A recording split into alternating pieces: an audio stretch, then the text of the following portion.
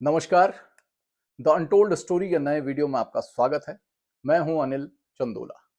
आखिरकार वो घड़ी बेहद नजदीक आ ही गई है जिसका इंतजार इस प्रदेश के लगभग सभी लोगों को बहुत लंबे समय से था।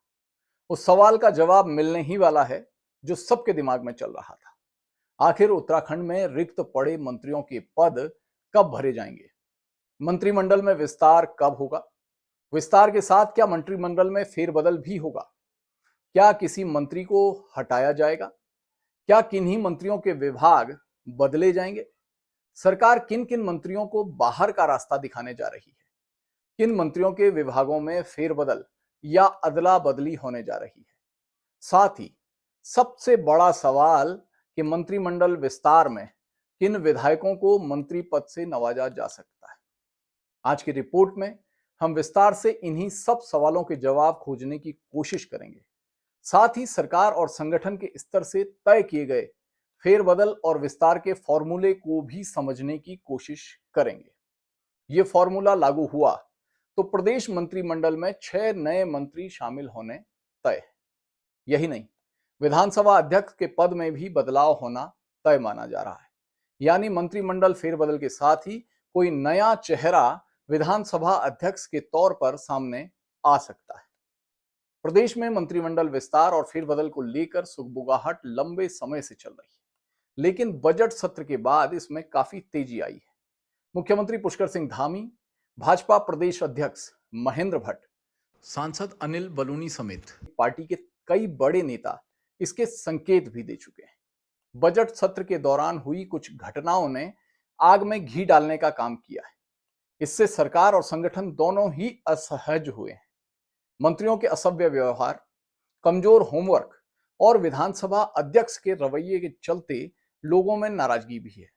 ऐसे में बहुप्रतीक्षित कैबिनेट विस्तार और फेरबदल जल्द होने का अनुमान लगाया जाने लगा है। सूत्रों के अनुसार इसी माह कैबिनेट में फेरबदल और विस्तार किया जा सकता है।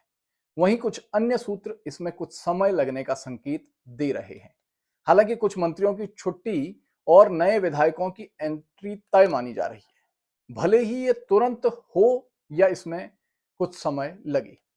अब बात उस फॉर्मूले की करते हैं जो इस पूरे बदलाव में अपनाया जा सकता है।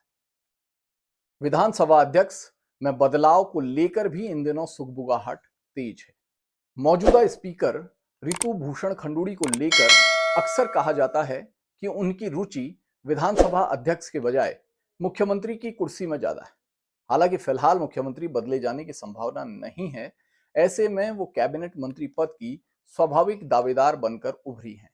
माना जा रहा है कि उन्हें कैबिनेट मंत्री बनाया जा सकता है। एक संभावना यह है कि उन्हें कैबिनेट मंत्री बनाकर सतपाल महाराज को विधानसभा अध्यक्ष बनाया जा सकता है। कैबिनेट मंत्री के तौर पर ऋतु भूषण खंडूड़ी को महाराज वाले विभाग दिए जा सकते हैं, यानी कि दोनों के पदों की अदला बदली की जा सकती है। इसमें दूसरी संभावना यह भी जताई जा रही है कि ऋतु खंडूड़ी को कैबिनेट मंत्री बनाकर उनकी जगह मदन कौशिक को विधानसभा अध्यक्ष बनाया जा सकता है। कौशिक पहले कैबिनेट मंत्री रह चुके हैं। वो संसदीय मामलों के अच्छे जानकार भी माने जाते हैं। इसके अलावा हरिद्वार को मौजूदा सरकार में प्रतिनिधित्व भी नहीं मिला है। ऐसे में कौशिक को विधानसभा अध्यक्ष बनाकर एक तीर से कई निशाने लगाए जा सकते हैं। विधानसभा अध्यक्ष के तौर पर संसदीय मामलों के विशेषज्ञ मुन्ना सिंह चौहान का नाम भी चर्चाओं में है। ऋतु खंडूड़ी के कैबिनेट मंत्री बनने पर मुन्ना सिंह चौहान को वही विधानसभा अध्यक्ष बनाया जा सकता है। देहरादून जिले से अभी गणेश जोशी और प्रेमचंद अग्रवाल दो मंत्री हैं। ऐसे में अगर मुन्ना सिंह चौहान विधानसभा अध्यक्ष बनाए गए तो दोनों में से एक या दोनों मंत्रियों की छुट्टी हो सकती है। मौजूदा मंत्रिमंडल में प्रेमचंद अग्रवाल को लेकर नाराजगी सबसे ज्यादा है। पहले से ही कई विवादों में घिरे रहे प्रेमचंद अग्रवाल बजट सत्र के दौरान अपनी विवादास्पद टिप्पणी के चलते एकाएक निशाने पर आ गए। हालांकि बाद में उन्होंने माफी मांग ली, लेकिन लोगों में गुस्सा कम नहीं हुआ। प्रेमचंद अग्रवाल पहले भी काफी बार ऐसा कर चुके हैं, जिसके चलते नैतिक रूप से वो मंत्री पद संभालने लायक नहीं है। लेकिन उनकी हर गलती को भाजपा संगठन और सरकार अब तक नजरअंदाज करती रही है। लेकिन इस बार ऐसा होने की संभावना कम है। माना जा रहा है कि कैबिनेट से अगर सिर्फ एक मंत्री भी हटाया गया तो वो प्रेमचंद अग्रवाल ही होंगे। ऐसे में उनको हटाने की दशा में जातीय संतुलन साधने के लिए पार्टी उनकी बिरादरी से ही किसी विधायक को मंत्री पद सौंप सकती है। इस लिहाज से रुड़की से प्रदीप बत्रा और रुद्रपुर से शिव अरोड़ा में से किसी एक की किस्मत खुल सकती है। प्रेमचंद अग्रवाल के हटने पर क्षेत्रीय संतुलन साधने के लिए दून से विनोद चमोली या उमेश शर्मा काऊ में से किसी एक को भी मंत्री बनाया जा सकता है। इन दोनों को लेकर संगठन और सरकार के स्तर पर जबरदस्त लॉबिंग पिछले काफी समय से जारी है। हालांकि विनोद चमोली का नाम भाजपा के नए प्रदेश अध्यक्ष के लिए प्रस्तावित माना जा रहा है।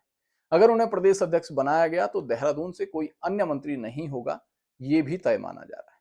मौजूदा मंत्रिमंडल में हरिद्वार के अलावा उत्तरकाशी, रुद्रप्रयाग, चमोली, बागेश्वर, पिथौरागढ़ और नैनीताल जिलों का प्रतिनिधित्व नहीं है। मंत्रिमंडल विस्तार में इनमें से एक या दो जिलों को प्रतिनिधित्व मिल सकता है। टिहरी जिले से धनौल्टी विधायक प्रीतम पंवार और देवप्रयाग विधायक विनोद कंडारी का नाम भी मंत्री बनने की कतार में माना जा रहा है। हालांकि दोनों में से किसी एक को ही कैबिनेट में जगह मिलने की संभावना है। प्रीतम पंवार पूर्व में कैबिनेट मंत्री रह चुके हैं, वहीं विनोद कंडारी की गिनती तेज तर्रार युवा विधायकों में होती है। रुद्रप्रयाग से आशा नौटियाल और नैनीताल से सरिता आर्य भी दावेदार हैं, लेकिन अगर रितु खंडूड़ी को कैबिनेट मंत्री बनाया जाता है तो इन दोनों को ही मौका मिलने की संभावना बेहद कम है। उस स्थिति में भीमताल विधायक राम सिंह कैड़ा को मंत्रिमंडल में जगह मिल सकती है। काला ढूंगी विधायक वंशीधर भगत भी इस दौड़ में शामिल हैं। वो पूर्व प्रदेश अध्यक्ष और कैबिनेट मंत्री रहे हैं। एक और पूर्व कैबिनेट मंत्री व पूर्व प्रदेश अध्यक्ष विशन सिंह चुफाल भी मंत्री बनने के दावेदार हैं। कुमाऊं और गढ़वाल को बैलेंस करने के लिए कुमाऊं से 2 से 3 मंत्री बनाए जाने की संभावना है। माना जा रहा है कि कुमाऊं से एक अनुभवी और एक युवा मंत्री बनाया जा सकता है। इसके अलावा कुमाऊं से अरविंद पांडे और चंदन रामदास के रिक्त हुई सीट पर फकीर राम टमटा को भी मंत्री पद दिया जा सकता है। दूसरी तरफ गढ़वाल से चमोली और उत्तरकाशी जिले को प्रतिनिधित्व मिलने की संभावना नहीं है। पौड़ी से महंत दिलीप रावत को मंत्री बनाने के लिए भी लंबे समय से लॉबिंग हो रही है, लेकिन पहले से ही वहां 2 कैबिनेट मंत्री और स्पीकर हैं। इस लिहाज से पौड़ी को एक और मंत्री पद मिलना मुश्किल लगता है। देहरादून से खजान दास भी मंत्री पद की लाइन में है। पूर्व में कैबिनेट मंत्री रह चुके खजान दास के समर्थक उन्हें चंदन रामदास के निधन से खाली हुई सीट का स्वाभाविक दावेदार मान रहे हैं। सूत्रों की माने तो बहुत जल्द मंत्रिमंडल में फेरबदल और विस्तार किया जा सकता है। रिक्त 4 पदों को भरने के साथ ही 2 नए मंत्री भी बनाए जा सकते हैं। क्या होगा? अगले कुछ दिनों में स्थिति काफी हद तक साफ हो जाएगी। कैबिनेट फेरबदल और विस्तार होना ही है, ये सभी मान रहे हैं, लेकिन उसका सही वक्त क्या होगा, ये फिलहाल किसी को पता नहीं है। भाजपा हमेशा से चौंकाने वाले फैसले लेती रही है, इसलिए किस घड़ी पर यह फैसला ले लिया जाए और किसको हटाने और किसको बनाने पर मोहर लगे, ये सिर्फ कयासों में ही है। राजनीतिक पंडितों की माने तो इस बार शायद वो वक्त बहुत नजदीक आ गया है। हमारा ये वीडियो आपको कैसा लगा? हमेशा की तरह आपके सुझावों और प्रतिक्रियाओं का इंतजार रहेगा। अगले वीडियो में फिर आपसे मुलाकात होगी। तब तक के लिए नमस्कार।